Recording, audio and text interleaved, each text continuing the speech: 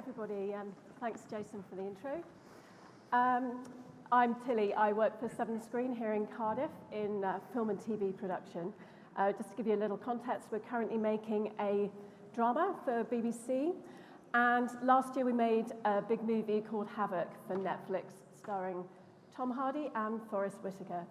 And I was brought in on that film as sustainability advisor to the production, and it was as a result of the work we did on Havoc that we'll be discussing a lot of the learnings and key points today. And I've just put together a very brief deck to talk you through these points. While we're waiting for that to come up, I'll just tell you the average carbon footprint of a UK-based high-end TV or film production. The average footprint is 2,840 tonnes of carbon dioxide emissions. Three comparisons to put this staggering figure into context.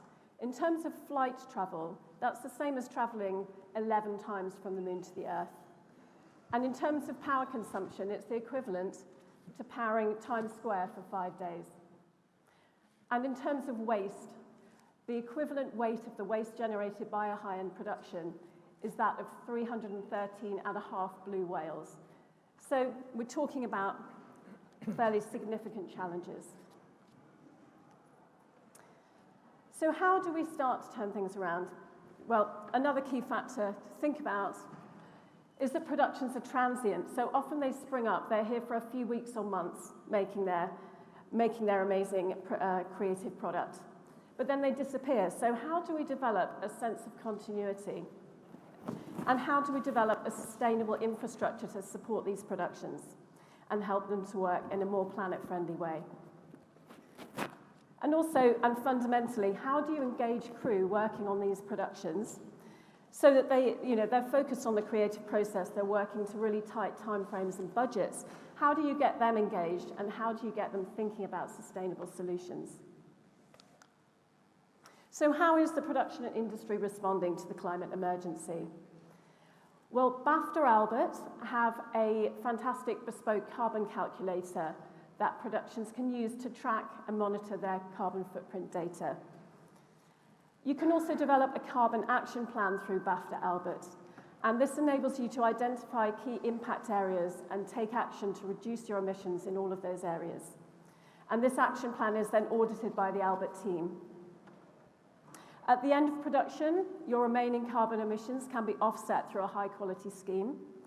And it's now a UK requirement, it's mandated now here in the UK, that all productions need to offset their carbon footprint.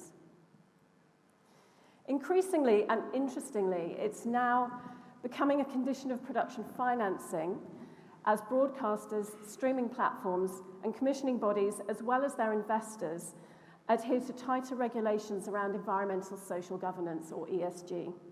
And there's more regulations coming in around this next year as well. So I think this transparency required by investors is also going to have a significant impact on the way that we produce.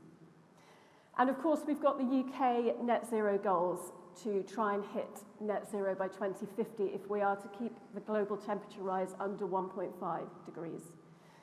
So to hit that net zero by 2050 goal, we are looking at halving our carbon emissions by 2030. That's only 7 years away. Halving them again by 2040, and then hitting net zero by 2050. So we need to be acting fast. So collaboration and a joined-up approach is imperative if we are to find the solutions to the climate emergency. And the following slides I'm going to show you highlight some key learnings from a project this year that I ran for Severn Screen called Maximising Havoc. It arose from our sustainability work on the film last year and was funded by Clwstwr and Film Cymru through the Green Cymru Challenge funds. It allowed us to do a lot of work around the data we'd collected for our carbon footprint, and also really drill down into the key challenges facing productions in working more sustainably. So these are some key considerations when embedding sustainability into production. The scale of the task can be daunting. It can, generally I'm a team of one on a job, and most productions don't even have a sustainability advisor on production. It's generally put onto the production team to figure out solutions. So I think that's one of the challenges we'll maybe talk about on the panel. But to try and turn a huge monolith of a production around can feel like trying to turn a supertanker or looking up at Everest, confronting the scale of the task. But these are some 5 key points we've identified as being fundamental in making that change happen. So you need to start early, ideally as far into pre-production as you can. Now, how do we identify a clear vision? Well, we're very fortunate in that we have a brilliant document called the Green New Deal. It was put together by BAFTA and the BFI and with engineering company Arup, and it was published in 2019. And it creates really a blueprint, a vision for how a truly sustainable film and TV production industry in the UK could look. So it gives us something to work towards. And resulting from that document, we now have a project running here in Wales called Green New Deal Transformation Plan, and we'll be talking about this later on the panel. So how do we build positive habit shifts? And how do we empower people to be part of the solution? It all comes down to conversations and communication. So during our research and development projects, we identified that effective strategy for greening up production lies in a blend of head and heart. Now, we don't have time to discuss all of these key areas in detail today, but they're all fundamental to driving positive change. One thing I feel really strongly about is whenever I stand up and talk about Havoc, I'm talking on behalf of the entire crew. We, during our research phase of the project, interviewed a lot of our crew, and this is just one example of the will among production crew and our suppliers to find better ways of working. So this quote is from our Action Vehicles coordinator, John Moore, and it alludes to a challenge we had right at the beginning where the Action Vehicles workshop was located in the car park, too far away from the main building to plug into house power, which we were very fortunate ran on 100% green energy from a fantastic wind turbine at Severn Studios. So quick fix, diesel Jenny, automatic reflex, put a diesel Jenny up there to generate power.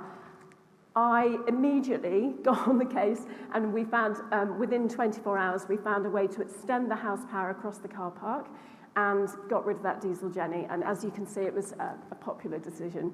So it's about having somebody or a team who are identifying the issues and problem solving fast to find better ways of working. So, stubborn optimism, it's not my phrase, it's borrowed from Christiana Figueres and Tom Rivett-Carnac in their book, The Future We Choose. But stubborn optimism is something I have running through my veins. It keeps me going on the hard days where it feels insurmountable at times. And I think we all need to remember that fear and negativity renders you powerless and inactive. So we have to stay positive and we have to get busy. Thank you.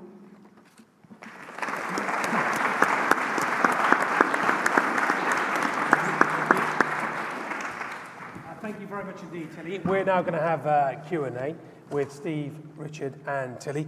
Very good morning to you. Very good to see you. First of all, Steve, let me start by asking you, where do you think we are now? Where are we? And don't say Cardiff, Wales. I think we've made a huge amount of progress over recent years. I mean, I've been involved in BAFTA Albert now for a decade, and you know, when we first started, there was lots of eye rolling when it came to sort of talking about sustainability. Now people are really engaging with it.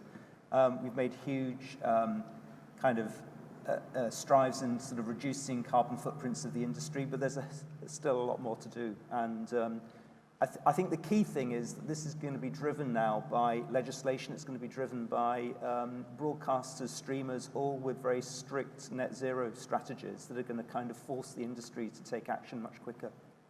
Okay, and Richard, for you, where do you think we are in terms of sustainability and that stubborn optimism that we all need? Well, yeah, it's a great point by Tilly that we do need stubborn optimism.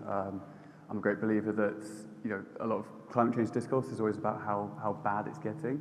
I think it's crucially important that we focus on how good it can be. So just on that point, I think that stubborn optimism is so important. And then where we're at as an industry, if you look at the whole of the creative industries, I suppose, Julie's Vice, we've got a report coming out on Wednesday which looks at exactly this. And the headline really is that in all the subsectors of the creative industries, looking at music, which is my focus in my work, TV and film, right through to video games, and even other creative industries, I guess you could say, like architecture and fashion and things like that, which the report covers.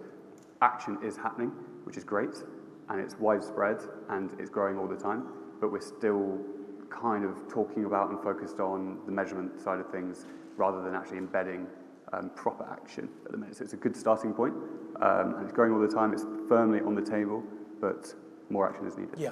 If you work in production, Tilly, we all know, and there are many people here who've been part of that whole production, if you like, opening gambit.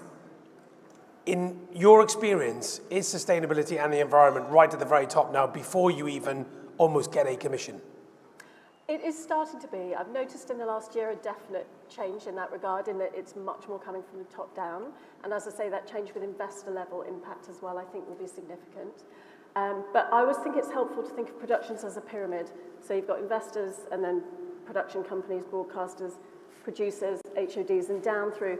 So you've got to get engagement from the top of the pyramid, but you need to ensure that ripples down through the entire production crew and suppliers as well, right down to grassroots. And that grassroots action, like Richard was saying, that's what's so fundamental, because you can talk the talk and you can set all the goals, but if you haven't got action on the ground, there's a complete disconnect. Yeah, absolutely. And Steve, you've been in telly for how long? 20 odd years? 30 odd years, yeah. So in terms of your experience, have you seen that change? Has it been dramatic or has it been gradual? And does it need to go much, much faster over the next 5 to 10 years? It needs to go much faster. You know, there has been a significant change in recent years, and but again, it can be a bit sort of hit and miss. You know, what we really need is that connection that Tilly was sort of saying. We need to have leadership from the top. So if you own a production company, you really do need to have policies in place that kind of show that you are taking this really seriously. And then we also need to have kind of people working on production that understand those behaviour changes and can sort of make sure they get sort of spread across the entire production. What you sometimes find is that, you know, on some productions they'll get quite a junior person to try and sort of do some sustainability things on set. And of course, it's very hard for that person to have the authority to tell a director, to tell a producer how to work. So you do have to have that leadership as well. Mm. And in terms of music, you mentioned music. So what are we talking about? I mean, you know, because I think the three of us have an idea, an understanding of what's happening in broadcasting. But for those of us who are not involved in music and festivals and gigs, what are the big challenges and what can you do? Oh, yeah, it's a big question, because even in music, which is, you don't think of just one industry, within that you've got live and you've got recorded, and they've got very, very different challenges, but albeit there are links between the two. So if I was to think about live music, I think in particular does have some parallels with TV and film production. I think the main thing that would spring to mind would be just how things are powered. So if you think of particularly outdoor on-set filming, that's very similar in terms of the production challenges. Sorry, I'm getting a bit of feedback here. Similar energy challenges to setting up a festival in the middle of a field. You're essentially putting up a city overnight, and how are you going to power that if you're in the middle of the field? You have to use things currently like diesel generators, which is a fossil fuel which we need to stop burning to reach our net zero targets. And it's similar to on-site film production. Where is that temporary energy coming from? And the solutions to it, really, I might come on to this a little bit later, is to try and connect to the grid where possible. But if you're a festival, again, in the middle of nowhere, it's very difficult to do that, just infrastructure-wise, and then also land usage-wise. You know, if it's not your land, you're just renting the land for the length of the festival, which is only temporary, it's only ephemeral. How are you going to create the infrastructure to do that? And I think the second challenge, which spans across, again, live music and film production and TV, is travel. So how does everyone get onto site? Because that is associated indirectly as part of your emissions profile, as part of your carbon footprint. If you weren't setting up your TV and film production there, then you wouldn't have everyone traveling to that site. So you are accountable for how people get there. And then that brings on to questions about, public transport infrastructure, and some of these things are out of your direct control. There are only things that you can influence. You can only encourage people to come via the train, or maybe select sites where public transport infrastructure is better to try and bring those emissions down. So I think those two things really. Travel, for live events, it's more audience travel actually than artist travel, and how your production and how the live event, if it's music, is powered. Okay, that diesel generator, they got a problem. I mean, they need you there. They need to go and kick some backsides, yeah? I'll tell you what I need, and I'm just flagging this. We need dedicated budgets for sustainability, because there's so much more we could be doing so much faster with those ring-fence budgets. Battery generators, or indeed hydrogen generators, are great to stop us burning fossil fuels, but they are expensive to hire still. And without a dedicated budget, it can be hard to get leverage on those kind of decisions coming out of production budgets. So teams and budgets, two things. But there are savings to be made. I Yes. mean, this is the crazy thing. We're in an energy crisis. Fossil fuels are very expensive to use. Diesel generators, as it turns out, are not very efficient. Unless you're using your generator at sort of 75 to 100% efficiency, you're actually sort of burning more litres of fuel per pound. And so what we need to do, our industry generally overspecs the size of generators, and then we leave them kind of idling most of the day. So we need to have a sort of different approach to how we kind of bring our energy together. And actually, it probably even requires different people on the production. We have location managers, we have sort of production managers. Why do we have an energy manager? Somebody who can sort of sit there and think about what the energy needs of a production are and work out the logistics to deliver it more efficiently. And using generators, first of all, using them with HVO fuels is a huge kind of change that can reduce emissions dramatically. They're not ultimately the answer. We need to find ways of using hydrogen and electricity. And then using generators in hybrid setups where you're using them really efficiently to power batteries so that they can store the energy. You can switch the generator off then and then power your site with the battery. So there are new ways of working that are really efficient and will save you money. Yeah, okay, fantastic. Let's move on to tech, and let's talk about how tech can change the industry that we're all in. And let's start with television, for example. So you direct TV, you direct that show at 10:35. I used to. You used to. Yeah, I still have you down as that. So you directed the Graham Norton show, 10:35. The one thing I noticed, pre-lockdown, as I'm getting ready to do Final Score, Saturday afternoons, BBC One, fastest goal service on your television, red button from 2:30. I was in my hotel in Salford, chilling, and that was my stats out, and I'd watch your show, right? And then you'd have that sofa, incredible guest. Lockdown happens, and then suddenly I'm noticing Tom Hanks is doing his two-way, selling his latest movie from Zoom. And I'm really comfortable with that and cool with that. Yeah. But I've noticed recently that the sofa's starting to get busy again and that sort of thing. Is that an opportunity missed? Is that an own goal? Or is that maybe because the audience, that's the appeal of that, right? They're all together. Could we see a chat show in the future where, there are multiple screens and all those big stars are on screens around the place? Yeah, I think so. I mean, it was really interesting during lockdown. I actually we did the show. Graham was in his back bedroom with blue screen. I was in my house. I remember actually Michael Sheen popping up on my screen from his house because we had guests kind of all over the world on Zoom, and it was a great way of doing the show. If I'm honest, was it the best show we could do? Probably not, because you need that chemistry of people kind of in the room together. And, but I think something has changed. I suspect we're going to see more American guests not wanting to travel. And so I think we're going to have a hybrid situation where you might have more domestic guests on a sofa and international guests on a screen. But the technology that we saw through COVID and some of the lessons I think that we've learned through COVID can really help us in our industry. But we're comfortable with that as viewers, right, Tilly? And we're also doing what we need to do. There is no point in flying people halfway around the world, all around the world, in order to talk about a movie or a gig or a new record they've got. You don't need them in studio. And we, as viewers, we've become used to that, right? Yeah, I think there's lots of shifts in that sense. It's similar in a way to making decisions around filming on location versus using green screen or virtual technologies within the studio infrastructure. And that then again gets rid of the transport impact. So I think increasingly we're seeing virtual options coming in. How does that work in music though? Because like if I go to a gig or if I go to a festival, I don't want to be watching a screen, right? I don't want to sit in my living room watching one of my best favourite artists on a screen. Yeah, exactly. And we also can't forget how important live events are to just the community infrastructure that we've got in the UK. So independent venues, the lifeblood of the music industry anywhere, but particularly in the UK. And if you don't have bands and touring artists there in person attracting gig goers, you know, those places cease to exist. So there is obviously still a massive space for in-person events, and we should encourage that. And the second point, in terms of, I guess, the economics of it, I mean, we're kind of going away from the environment, but the economics of it is that touring bands make most of their money by playing tours, you know, and getting people out and going. And after 2 years of not going to anything, you know, we realise that that's what we want to do. You know, if a lot of us obviously working from home now, if we were on Zoom all day and then our friends ask us to go to a gig but it's in the metaverse rather than in person, like I think I'd much rather go in person.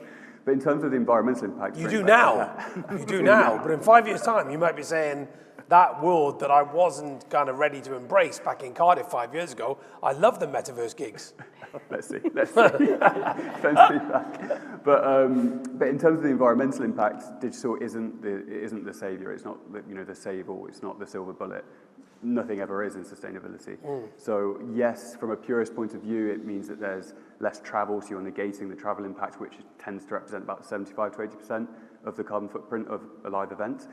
So it negates that, which is good, but there's a lot of hidden emissions that currently it's not transparent how much data centers and the energy consumption which is used there, which obviously powers everything online, how much emissions that's actually generating. So in terms of music, the digital service providers like Spotify have been quite slow to give us those numbers, and we're still working on that. So there's a huge digital impact on the environment as well that we don't always see. And of course, not just the data centers, but all the materials that are used for these products, the minerals and the metals that are used, what e-waste, what happens to it after. There are a huge number of environmental impacts with digital as well. It's not the cure-all. But let's talk about gigs. Has anyone been to ABBA's Voyage in the audience? Yeah? Was it amazing? Because I've got tickets in 2 weeks' time. People tell me it's the best night out they've ever had. Yes? Yes? Yes? Okay. There you go. Does Ed Sheeran need to do 25 gigs around Europe when he could just do a one-off by a green screen or whatever? There are far cleverer people in the audience who work out and do this. And he does 25 nights in the O2, and he doesn't need to be there. Yeah, I know. And another example you can give is Dua Lipa during lockdown. She did a worldwide performance that was virtual, and it was a massive success. So I think it does bring these artists that everyone wants to see to a huge wide audience, which is great. But I guess my point back to you would be that these are the big artists that can afford it. And it's not cheap to do these kind of productions, particularly ABBA, you know, and what they've been able to do. It's amazing what they've been able to do, but it's not cheap to set up and it's not available to all. So I do wonder, again, this is kind of, again, straying away from the environmental impacts of it, but I do wonder if it creates more inequality for artists. It's very, very difficult if you're a small, new artist, new band, to cut through. And if you're then competing with absolute legends from, you know, can even be from beyond the grave, holograms, you know, and things like that. Yeah. How difficult is that going to be to compete in the music industry? If you're a young singer-songwriter from Cardiff, for example, you need to be out there in front of a pub or a club, 250 people listening to your music and going, I like that, and I might download that track, and it's the start of their career. Just very quick story. 2020, the Olympics were delayed to 2021, Tokyo Olympics. I did the afternoon show, which was from Salford. Friends of mine, when they saw me doing the highlight show in the afternoon, and we've talked about this, you two, so you know where I'm going with this. Friends of mine would say to me, they text me and said, oh, thanks for saying goodbye. And I said, what do you mean saying goodbye? And they said, well, you know, you're in Tokyo because the skyline was Tokyo and the Olympic rings were behind me. And I was saying, you idiots, I've just had a Wagamama in Salford, Media City, and that's a green screen, and we can put wherever we want in there. And later on, Claire and Alex in the evening show have got a Japanese garden. And then my mate Michelle texted and said, are those real fish in your studio? I know, it's all kind of done through technology, which leads me on to this. So you had 6 presenters presenting the coverage from 6 in the morning, Steve, right the way through to the evening show, and none of us were in Tokyo, and the viewers did not even notice. And it's, you know, it's great, less good for presenters, isn't it? Getting your air miles and kind of your expenses when you go on those lovely trips. But Presenters always get a kick in. Why is this? I know. So, but you're right. You know, why do we need to do that? You're reminding me many years ago when I first, as a child, kind of went round Television Centre, seeing Frank Boff sat in a little studio, and I think it was it might have been a Grandstand, was it? No, it was an Olympics. All But right, again, yeah. you know, in those days, we didn't sort of send presenters. Yeah. And suddenly, kind of, there was this desire that everybody had to be on the ground, and I think it's good. But often, you're reading scripts that have been prepared elsewhere, aren't they? So you don't always need to go somewhere. But in that instance, Tilly, you know, so there was no travel. 6 or 7 commentators went, I think, for specific events. And you remember, it was completely behind closed doors. Really tight restrictions. So 6 or 7 commentators went, but also the pundits were, so this is purely from an editorial perspective here now, we're tied into the environment. So the pundits were next door. So what that meant in terms of the added value of the editorial was simply this. The pundits were doing a live hockey game would finish, they'd be drafted into studio to talk about that. So if you had to get a pundit from a venue to the studio, say for example, like we did in Brazil in 2016, Rio, you're looking at a 3-hour car journey. You know, so the added value you get of doing it in a central location and all the benefits that you've talked about, you wonder, why isn't anyone doing this? So this is where sustainable infrastructure comes in as well, isn't it, with the vision of the Screen New Deal to try and get these brilliant interactive sustainable spaces developed that productions can just lock into to have all those facilities on tap. But the other thing relating to travel that I think is interesting is when you are making a documentary, for example, in Peru, instead of taking all your crew out with you, you just take a core unit and, you know, your key presenter, and then you tap into the resources of local crew out there. So you're lowering all your flight emissions, you know, taking less kit, using local kit. So it's making these careful planning choices and just trying to get away. It's just the thing I keep coming back to. We've got to act so fast, and we've got to stop burning fossil fuels like now, like yesterday. So all these planning decisions we can make have to have that really at the forefront. So I've talked about tech in live TV sport because that's what I do. How about films? I mean, could you do this in movies and drama and films and that sort of thing? Yeah, and you know, the virtual technology that exists now. I mean, you know, the fantastic series is Andor, that's the latest Star Wars. You know, using a lot of those kind of things, I think, didn't they? And Mandalorian rather as well. So there are lots of opportunities to do this. And for me, I always think that, you know, our industry is an industry that's based on logistics, it's based on creativity. Sustainability doesn't sort of hamper sort of creativity, just like budgets don't. You know, if somebody says to me, can you think of, you know, doing this in a more sustainable way? I just think that's the creative challenge that we can rise up to and find solutions to. Yeah, I totally agree. And again, that's what, you know, the Screen New Deal, this project we're doing in Wales is all about. You know, what we're doing over the next 18 months is trying to find out what's happening here in Wales. You know, what are the sustainable solutions that people are already using? How is it working? What's going on in production? And we're currently in the process of collecting lots of data from productions and from suppliers. You know, we want to hear from everyone who's working in the film industry in Wales about what's successfully working and then where the barriers and the obstacles are. And then once we've got that data, we're going to be looking at what those big infrastructure changes need to be and how can we make business cases for them? How can we find ways of releasing money to come to Wales to help set up new businesses that can find more circular economy ways of working? You know, how can we ensure that the sets that we use in our films don't get thrown away into skips, which is what tends to happen at the minute? You know, how can we find new travel infrastructures? You know, what do we need to do about charging point infrastructures in Wales? You know, how do we help our largely freelance crew transition to electric vehicles, for example? Lots of things that are really exciting, I think. And as we hear from Sophie, sustainability is the very heart of what the Welsh Government are talking about. Absolutely, and this is why I choose to remain in Wales. I'm Welsh myself anyway, but I choose to stay here because I think the work Welsh Government are doing to create this sort of umbrella that we're all working beneath is super exciting. And from my point of view, trying to pursue a circular economy for productions and to have that ripple out effect into the wider community with sharing resources instead of just chucking them into a skip, it's something that we're really trying to push forward now and connect a network of productions that can feed into this sort of central body that can then share resources out. So I think the key thing is to think of waste not as rubbish but as a resource. So one thing I always embed on our productions is a mindset that anything we can save from the skip is, or the black bag, I ban black bags, but anything we can save and turn into a resource is a good thing because it keeps those materials in use for longer.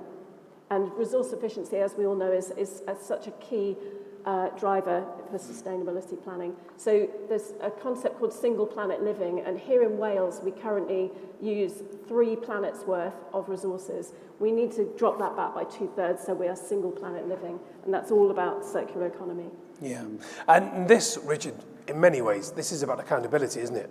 That production companies, broadcasts, movies, artists, musicians need to be held accountable, and you need to report back on what you're doing and what's been successful.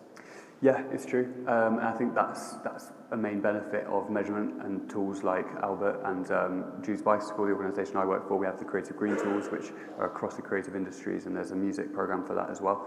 And measuring that data is important so you can track your progress towards the net zero target. In terms of people talking about the different targets they have, we only really have one main societal target, which is to reach net zero before 2050, and within that we need to halve emissions by 2030. We all need to do this. It doesn't really matter if you're saying that it's going to happen before or not. We just need to achieve it, on those dates or before those dates. So I think the measurement aspect of it is really important for that accountability on the journey, but at the same time it shouldn't be the only focus, because I think we can all get lost in the weeds of measuring every single different aspect of data and not actually be taking action. For example, there are things that we know are more sustainable and will help us toward those targets, but they're difficult to measure. So from a festival perspective, switching to fully plant-based for the weekend that the festival was on, we know that is the more sustainable option, but it's very difficult to measure that in a footprint because you need the ingredients, the weight, all this very granular data, which is a bit of a headache to get. So we shouldn't get too lost in the weeds of the data for this accountability. We should think of measurement as being general and not forensic, so that we can save our energy for action. And ultimately, it's the action that we need to be held accountable for, not just measuring every aspect of data. You mentioned the freelance crews, the largely freelance crews in Wales, and that works right across the broadcasting sector in the UK. It seems to me as if a lot of these decisions and these talking points are very much in the boardroom, in the pre-production planning. How aware are those freelance crews of, well, you need to do something, guys, at the very ground level? I think they're getting more aware. Albert has been doing a lot of work over the last decade training people in the industry, so making people aware about, first of all, the scale of the crisis, but also how to work more sustainably. But of course, we don't always reach and train the right people, so we put a lot of efforts into training production management and people like that who are essential to kind of putting a production together. But actually, how do we reach those location managers and the sort of the camera crews and the lighting people that we need to also kind of get them to understand the behaviour changes? And our crews, there's a skill shortage, so our crews are incredibly busy, and I think actually finding those sort of local champions within the crew that can sort of spread the word. And that's why what Tilly says about having those conversations on location is so important, isn't it? Because they cascade out, don't they? Yeah, it's like an incredible, powerful ripple out effect, which I never would have completely understood until we managed to achieve it on Havoc and I saw the power of it. And that was made a year ago now, and I still, on a weekly basis, hear from crew telling me about what they've taken on to future productions they're now working on and some of the habits they've taken with them. And it is all about these simple switches to better habits and ways of working that every member of the crew can engage with on a daily basis, whether that's recycling their food waste to go up and be turned into electricity, or whether it's rescuing a piece of set that we then donate to a local theatre group. All of these good habits that are little mental shifts It's super powerful, and you just have this ripple out both across the production industry and along the supply chain. Yeah, I was going to ask you, are those just two of the highlights from those productions? You know, the recycling of the sets and that sort of thing. We have so many highlights. I could talk for 4 hours. Right, yeah. Well, just give us a flavour of what people are doing on the very ground level. Yeah, so I'm on the ground. I really feel strongly someone doing my role should not be stuck behind a desk. I do a lot of the data collection, and I do it to a fairly forensic level, probably too much. But I also, every day I'm on the ground. And when I talk about embedding circular economy mindset, what that means in practice is recycling, visible recycling everywhere. And also, that then gives you the opportunity to have these conversations, you know, in the lunch queue, in the COVID testing queue, around the recycling bin, with every other member of crew. So you can catch the gaffers and you can have a conversation about better ways of managing energy, or you can talk to a producer and talk about the challenges of budgets and financing. But you can do it in such a way that you're on the ground, connecting with all the crew in a sort of a very kind of on a level kind of way. And I think that was why we were so successful in getting this cross-crew engagement, because people knew who I was and why I was there and what I was doing, and I could then also drip feed a lot of the kind of climate science messaging. But also creating feedback loops, so when we did get our big success stories, for example, turning 8 tons of food waste into over 2,000 kilowatt hours of electricity, plus donating to local rough sleeper shelters with any excess meals, creating a loop where you're informing crew about what they've achieved in recycling like that is quite powerful too. Yeah, but that's a really powerful message, isn't it, Steve and Richard? You know, so in a way, I almost want teams that I work with to hear that, because they probably never heard that before. There are many production companies that I would argue that I've worked with who haven't had somebody on the ground like you, but also not given that message across to other production companies that you can change. And it's a very subtle change as well, Steve. Absolutely. And I think in a way what we're going to see, the shift in the film and TV production, are having more people like Tilly on productions, because actually the skills you need at this stage are still quite specialist. And until we've had a chance to sort of really roll that out and to get those behaviour changes embedded in productions, we need more people like Tilly. And I think that's where broadcasters like Sky, like the BBC, they're going to start thinking about how can we resource that, how can we help train that army of sustainability managers that can go and make those big differences on productions. Because we've had COVID marshals on productions, so let's have, you know, somebody monitoring our sustainability. Yeah, I think Tilly makes an excellent point that you need someone who's got the expertise that can share that knowledge, but then it is a shared responsibility among the whole crew and the wider stakeholders as well. So suppliers for live events and music, it's the audience as well. Everyone's got their role to play. And it seems like an obvious point, but just having all the burden on one sustainability manager won't completely fix it. It's obviously it's brilliant because the expertise is there. You can do the data measurement, you can embed a good strategy. But really, it should be part of everyone's job role, is sustainability. And not even if you're working at the festival or on the production, but you know, if you are an attendee for live music, then you have a role to play as well in terms of how you're treating the land, how you're separating your waste, and the kind of information that you're absorbing and then taking back into your personal life as well. I think really it's a shared responsibility, but someone like Tilly and someone like Steve leading it with the expertise and sharing the knowledge and upskilling people, really. We call it climate literacy. So all of that kind of climate training to help people understand really what they can do and what they can most effectively do in their roles on production or at a live event is crucially important. It should be part of all of our responsibilities. It's a really powerful message. So storytelling we've heard earlier, and as a storyteller, I like a beginning, middle and end. So as the end, let's just whiz around the table. Tilly, let's just have a flavour of what you would like people in the audience and watching online to think about. Never underestimate the power of individual action, because collectively it's incredibly powerful. And as I said earlier, stubborn optimism. Every time you feel depressed, every time you watch the news and you think, oh my God, it's too scary, just get busy. Yeah. And what did you say about negativity, about it drains you earlier on? I like that. Oh yeah, I like it just that. makes you so powerless Yeah. and inactive. Yeah. You may as well just lie in bed with a duvet over your head. Yeah. So it's not going to help you. I haven't had a day off for 2 weeks. That does sound quite nice, actually, I have to say. Steve, for you? I think it is all about storytelling as well. So I think the huge role our industry has, obviously we've got to get to net zero like every industry, but we have that additional role. We're storytellers. We can make an emotional connection with the audiences that we involved. So think about the carbon brain print opportunities. What is the positive impact our content can have on the footprints of other people? And I would say that culture is really the secret weapon in sort of net zero, because policymakers and scientists and politicians can't solve climate change on their own. You need culture change, and our industry has the ability to inspire that. So the stories we tell are really important as well. More Tom Hanks on Zoom. Absolutely.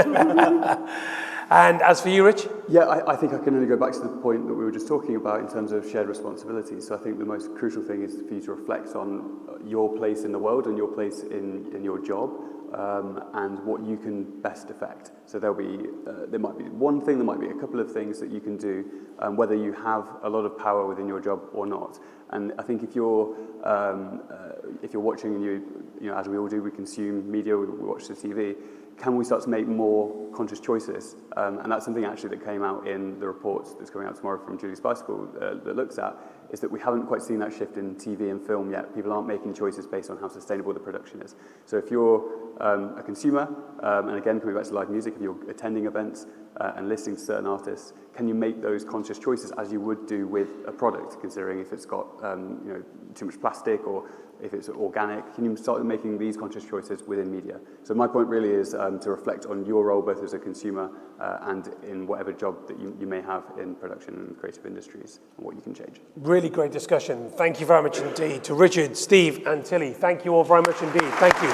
Great. Really good. Thank you.